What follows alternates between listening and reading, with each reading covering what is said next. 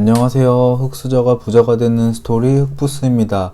오랜만에 투자 일기를 한번 써보려고 합니다. 오늘 촬영하는 목적은 현재까지 저의 투자 상황과 거기에 대해 이야기해 보려고 합니다. 간단하게 세 가지 정도 이야기해 보려고 하는데요. 첫 번째는 전체적인 현 증시 상황이고요. 두 번째는 계좌 공개 및 투자에 대한 생각. 이제 첫 번째 종목은 비트코인, 두 번째는 TMF, 세 번째는 QLD랑 TQQQ, 세 번째는 앞으로 어떻게 투자할 것인지에 대한 생각. 이 세 가지에 대해 한번 이야기해 보겠습니다. 첫 번째, 전체적인 현 증시 상황. 지금 보시는 차트는 나스닥 종합지수입니다. 올해 7월까지 상승을 쭉 이어가다가 현재 10월 말쯤 됐는데 지금까지 조금씩 하락하고 있는 모습입니다. 요즘 시장 분위기가 조금 다운된 것 같은데요. 차트를 봤을 때 22년 초반처럼 가파르게 하락한다기보다 조금씩 천천히 하락하는 모습을 보이는 것 같습니다. 러시아 우크라이나 전쟁에 대한 내성이 있어서 그런지 이스라엘 하마스 전쟁이 났음에도 성급하게 하락하는 모습은 아닌 것 같습니다.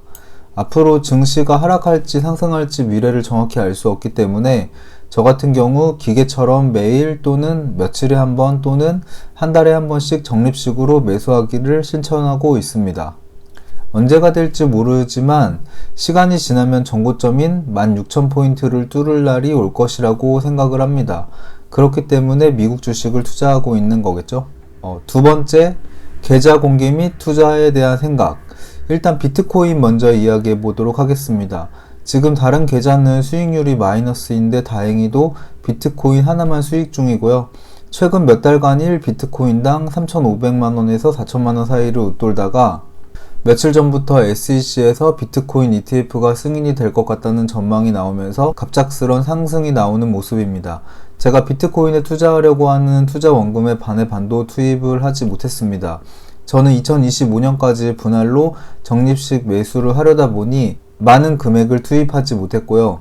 1비트코인당 4,200만원 이하 구간에서만 매수하려고 했기 때문에 4,200만원 이상 구간에서 추가로 매수하지 않으려고 하고 있습니다. 그래서 원래 투자하려고 했던 돈은 아직 오르지 못한 다른 알트코인을 살까 생각 중이고요. 아직 결정되지는 않았지만 아무래도 역사가 길고 망하지 않을 것 같은 코인에 투자할까 생각 중입니다. 예를 들면 이더리움이나 리플 같은 거겠죠. 만약에 투자를 하게 된다면 마찬가지로 분할로 적립식 매수를 할 생각입니다. 블랙록이나 다른 대형 자산 운용사에서 계속 비트코인 현물 ETF 승인 요청을 하는 것 같은데 지금까지 승인된 적은 없다고 합니다. 지금 보시는 표는 비트코인 현물 ETF 승인 날짜와 마감 기한입니다. 내년 4월쯤에는 승인 결과가 나오지 않을까 합니다. 승인 결과에 따른 재료 소멸로 인해 가격이 상승할지 하락할지 예측할 수가 없기 때문에 한 번에 풀매수하지 않고 있습니다.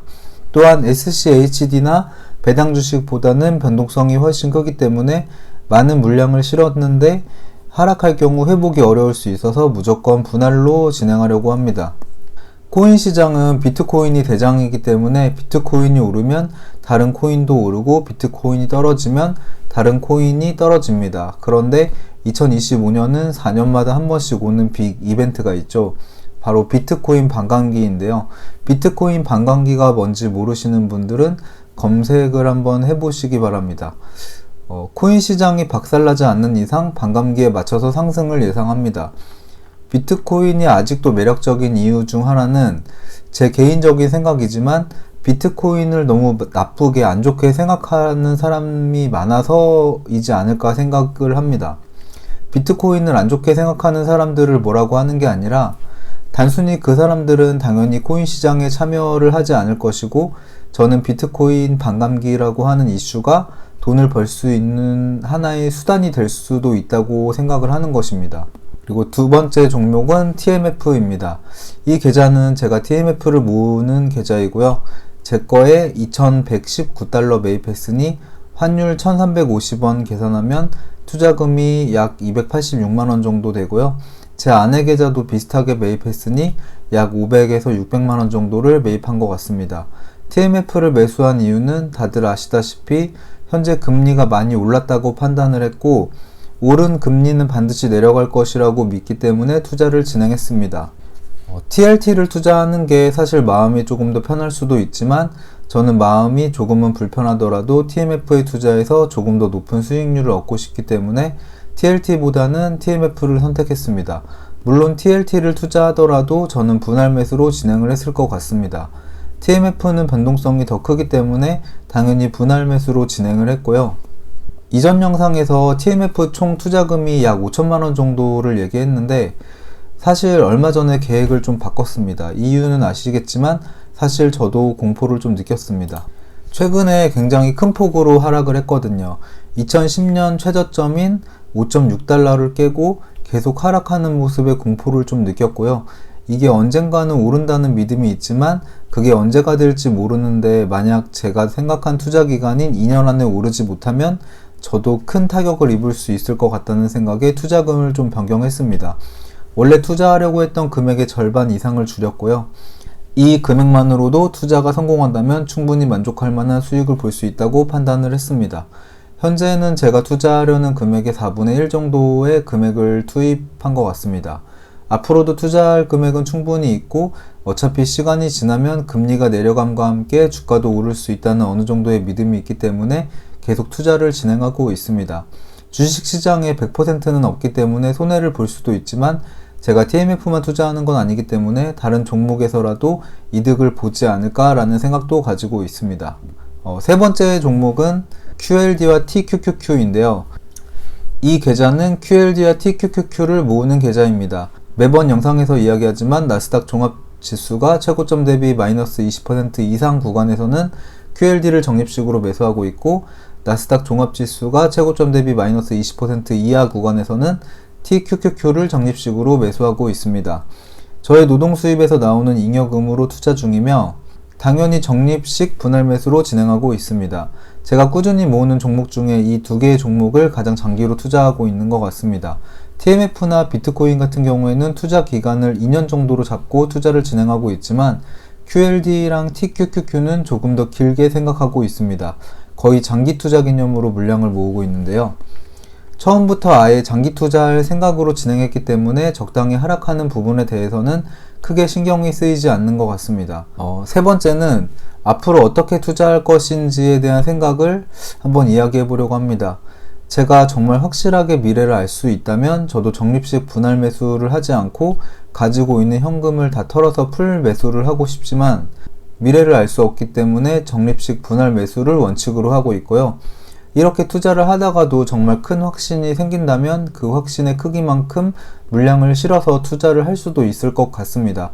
하지만 제가 살면서 투자의 세계에서 이런 큰 확신이 들었던 적은 거의 없습니다. 저도 배당주인 제피나 SCHD를 일부는 들고 있지만 수량이 많지 않습니다. 그냥 마음의 안정을 위해서 들고 있는 거고요. 나중에 돈을 많이 벌게 된다면 당연히 배당주의 비중이 더 커지겠지만 아직은 제가 집중 투자하는 이런 종목들이 더 좋은 것 같습니다.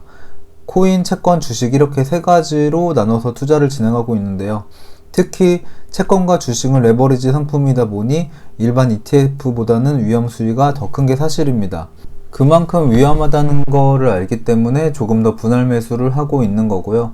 사실 레버리지 상품이라는 게 분명히 청산의 리스크가 있습니다. 만약에 없다고 한다면 누가 한 배짜리에 투자를 할까요?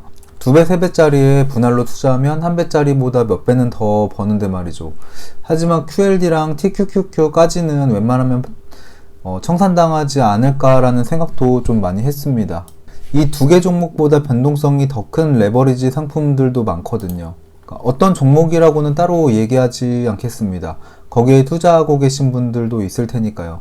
정말 만약에 나스닥 지수가 미친듯이 아래로 꼬라박으면 변동성이 훨씬 큰 레버리지 상품들부터 청산당하기 시작하겠죠? 상상만 해도 끔찍합니다. 근데 요즘에는 워낙 숏치는 운용사들도 많고 일반인들도 숏 상품 ETF 구매가 가능하기 때문에 1920년도에 발생했던 미국 경제 대공황이나 2000년도에 발생했던 닷컴 버블 때만큼의 하락은 없지 않을까 개인적으로 생각을 해봅니다. 이번 영상은 이렇게 마무리하도록 하겠습니다. 시청해주셔서 정말 감사합니다.